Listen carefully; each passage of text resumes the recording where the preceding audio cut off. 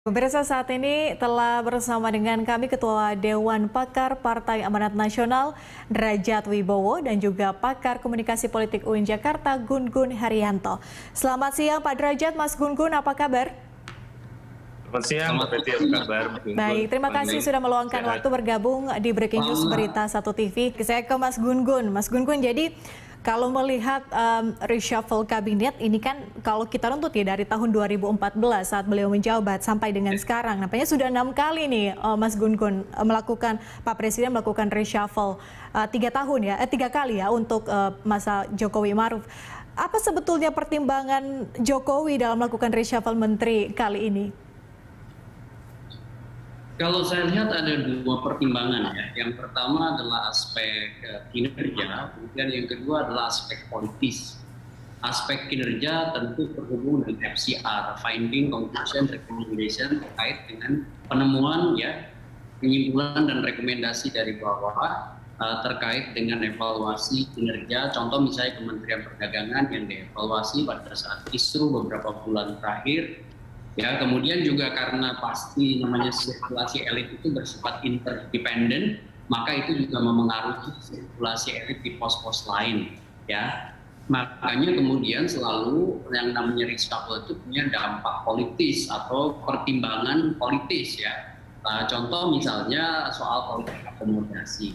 Ya, Mbak Patricia sudah tahu bahwa PAN juga pernah mengalami ini sebenarnya dalam posisi yang hampir mirip pasca pemilu 2014 ya kan, dengan posisi koalisi pendukung capres Prabowo Hatta ya kan, kemudian beralih menjadi masuk ke dalam jajaran kabinet Pak Jokowi dengan menyodorkan nama Pak Asman Abnur waktu itu ya, dan kemudian di pemilu 2019 PAN adalah pendukung Prabowo Sandiaga Uno, dan kemudian di Rakernas kedua tentu masih ingat ini jadi titik balik. Rakernas PAN kedua itu seingat saya tanggal 31 Agustus ya tahun 2021, dan itu mengkonfirmasi PAN beralih ya, kongsi ya menjadi pendukung pemerintah. Dan ini menjadi waktu yang cukup lama sebenarnya bagi PAN untuk pada akhirnya kemudian diakomodasi dalam kabinet Indonesia Maju.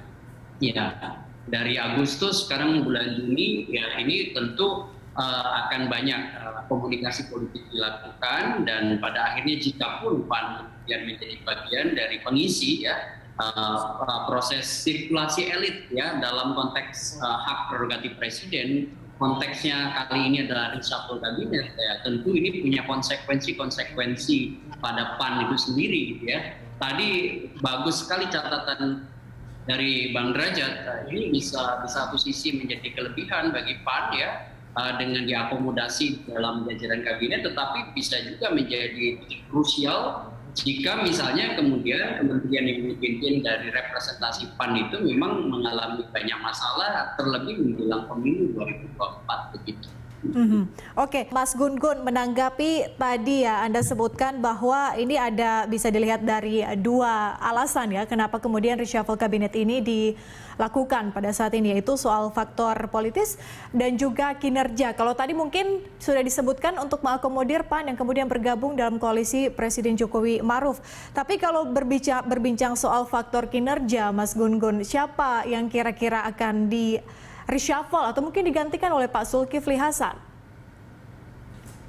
Saya melihat begini, jadi kalau ada rumor yang intensitasnya menguat ya, beresonansi, memang Menteri Perdagangan paling riskan untuk kemudian di reshuffle begitu ya. Terlebih kalau kita melihat jejaring politiknya, terutama misalnya untuk mengganti line up menjelang titik krusial 2024.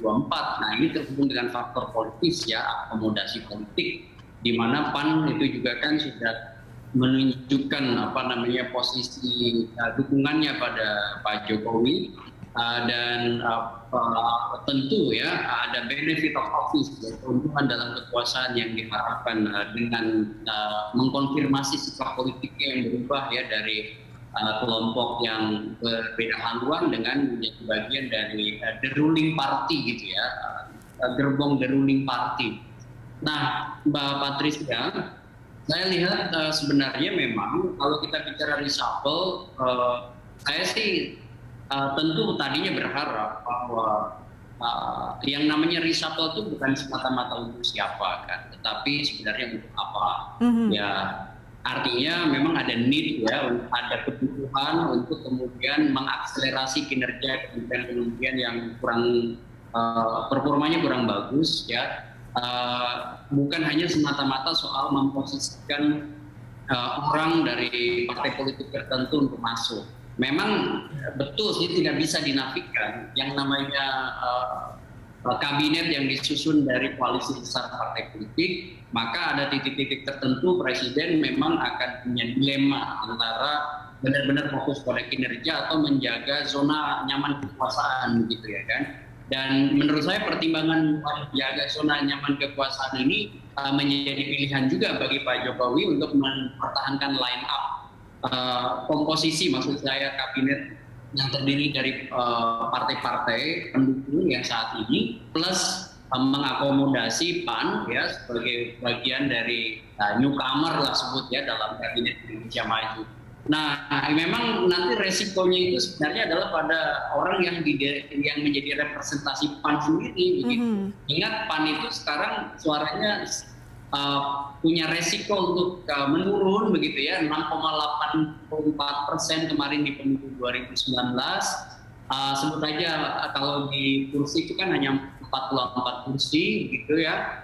Nah ini tentu menjadi PR ya bagi siapapun yang menjadi pewajahan PAN di kabinet. Ya, tetapi lepas dari itu Mbak Patricia, bagi saya sebenarnya konfigurasi kabinet Indonesia Maju ya, jikapun memang melakukan reshuffle hari ini itu tidak semata-mata seharusnya pada pertimbangan orang, melainkan visi presiden di paruh terakhir ya kekuasaan Pak Jokowi di periode kedua ini jadi benar-benar pertaruhan begitu ya. Contoh misalnya bagaimana delegitimasi terhadap pemerintah terjadi pada saat misalnya kisruh kemarin seperti minyak goreng ya, kemudian juga produk komoditi lain yang kemudian juga akhirnya kemudian menjadi bumerang ya bagi reputasi pemerintah. Kira-kira begitu Mbak Patricia. Oke, saya ingin ke Mas Gun-Gun. Mas Gun-Gun, kalau melihat komposisi reshuffle kabinet Indonesia Maju kali ini, seperti apa kira-kira Anda melihatnya? Apakah kemudian menteri-menteri yang diangkat dalam reshuffle kali ini benar-benar sesuai dengan kapabilitasnya? Apakah kemudian bisa dikatakan mumpuni? Begitu, ada 2 menteri dan 3 wakil menteri. Seperti apa Mas Gun-Gun? Kalau saya membaca reshuffle kali ini itu lebih banyak pertimbangan politis, lebih banyak pertimbangan politik akomodasi, terutama untuk fase akhir pemerintahan Jokowi dan mungkin keberlanjutan kuasa politik pasca Jokowi begitu. Artinya ini kan bicara soal peta kongsi nanti ya. Jadi saya melihat misalnya ya bagaimana jatah untuk PAN kemudian diberikan di 2 tahun terakhir gitu ya, kemudian juga akomodasi politik pada parpol non parlemen gitu ya, seperti misalnya PSI di posisi wamen, dan itu melengkapi tentu juga politik akomodasi di sejumlah wamen-wamen yang diisi juga dengan parpol ya. Dan Mbak Patricia, saya melihat terus terang aja Mas Derajat, saya tidak berekspektasi soal kinerja lagi begitu ya, karena memang kalau dalam bacaan saya ini lebih pada bagaimana soft landingnya Pak Jokowi begitu ya, terus juga bagaimana peta kuasa itu kemudian under control begitu ya, terutama misalnya menjelang hajatan politik kita 2024. Oke, Mas Gun-Gun, kalau memang ini Anda melihatnya besar-besarannya adalah ini terkait dengan sisi politis begitu. Artinya ini bisa mempengaruhi dong ya nanti terkait dengan Pilpres 2024 atau mungkin peta politik di 2024. Nah, ini kira-kira akan seperti apa nih? Ya, kalau sudah jelas ya komposisi kabinet masuk PAN dan kemudian juga PAN sudah berafiliasi kemarin kan di kabinet Koalisi Indonesia Bersatu (KIB). Berarti kan Golkar, PAN, dan P3 itu dengan sudah mengunci sebenarnya kan satu tiket dengan 148 kursi, itu sudah melampaui syarat minimum. Ingin tanyakan terlebih dahulu ke Mas Gun-Gun. Mas Gun-Gun, sebelum mungkin kita berbicara peta politik di kesempatan yang lain ya Mas ya.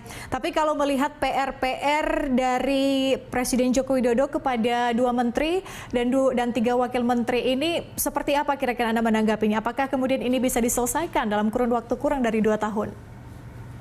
Ya, untuk menyelesaikan tentu banyak variabel ya, dan indikator-indikator objektifnya menurut saya memang harus dipantau terus oleh Presiden sebagai indikator prerogatif ya.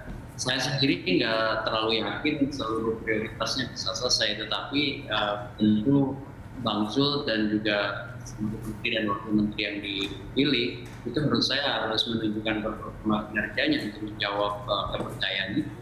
Soal bagaimana publik merespons tingkat kepuasannya nanti bisa dievaluasi setelah kemudian kinerjanya dilakukan.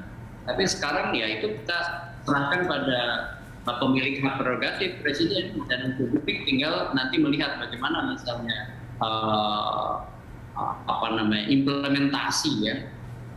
implementasi kinerja mereka yang ini akan berkorelasi dengan public trust atau tidak begitu. Oke, kita lihat nanti seperti apa, dan pastinya kita harapkan para menteri dan juga wakil menteri yang baru saja dilantik benar-benar bekerja sesuai dengan harapan. PR-PR yang diberikan oleh Presiden Joko Widodo bisa diselesaikan dengan baik. Terima kasih Mas Gun-Gun, Pak Derajat sudah bergabung bersama kami dalam Breaking News Berita 1 TV. Salam sehat.